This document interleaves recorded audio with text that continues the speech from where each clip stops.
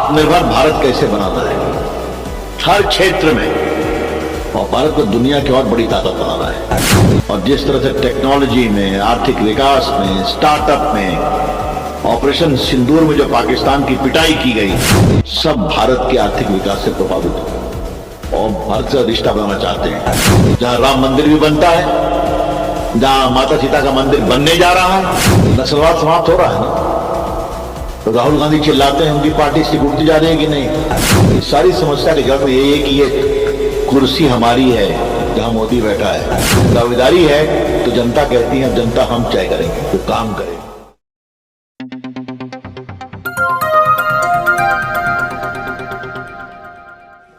नमस्कार। जैसा कि इस वक्त हम आ चुके हैं देश के पूर्व केंद्रीय मंत्री और पटना साहिब के लोकप्रिय सांसद श्री रविशंकर प्रसाद जी की आवास पर, और सर हमारे बीच मौजूद हैं।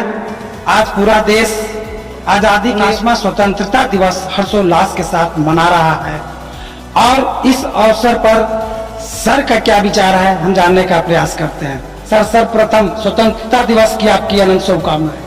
आपको भी, देश को भी।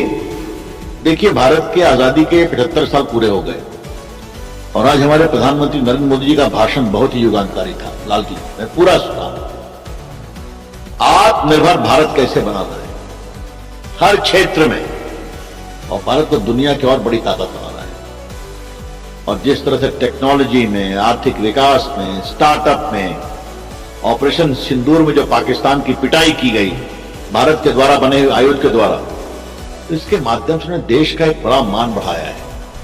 आज नौजवानों के लिए रोजगार के अवसर के लिए 1 लाख करोड़ की योजना की घोषणा की गई। तो भारतीय संस्कार, भारतीय संस्कृति, राष्ट्रीय स्वयंसेवक संघ के 100 साल पूरा होने पर भी उन्होंने बहुत शुभकामना दी। तो आज भारत एक बहुत ही उदयमान आत्मविश्वासी भारत है।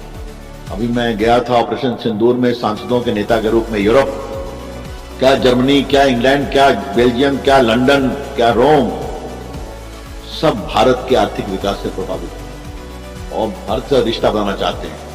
एक उदयमान भारत है मोदी जी की अगुवाई में, हमें गर्व है।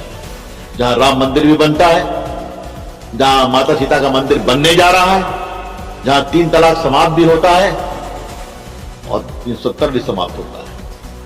तो देश का सांस्कृतिक विकास, देश के अंदर एक कानून, संविधान पूरे देश में, और जो आतंकवाद करेगा उसकी पिटाई भी करते हैं, यही तो भारत है। एक मुख्य बात जो है कि जो कुछ भी भारतीय जनता पार्टी अपने एजेंडे के रूप में लेती है और इसका अधिक से अधिक लोगों के पास पहुंचाना चाहती है, जैसे देशभक्ति की बात हो या तिरंगा यात्रा की बात हो या सिंदूर की बात हो, पर देश के ही लोग कुछ इसका प्रखर विरोध करते हैं। आखिर ये क्या है? करने दीजिए, जनता उनको कहाँ तरजीह देती है।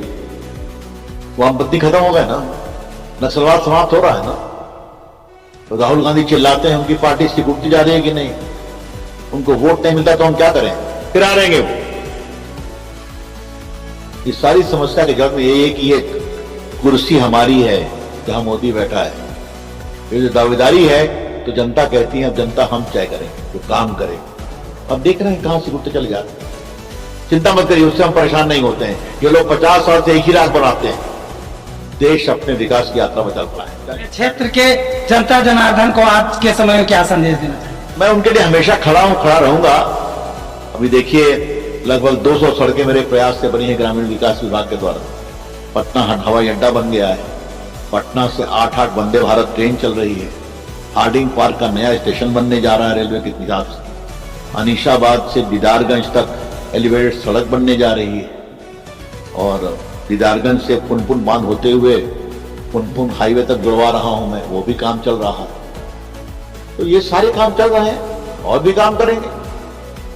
नीतीश जी की सरकार, नरेंद्र मोदी जी की सरकार और हमारा सहयोग, ये पूरा आपका अटल पथ, जेपी गंगा पथ, जाइए निकलिए आप, 20 मिनट पहुंच जाइए बख्तियारपुर, है कि नहीं? धन्यवाद।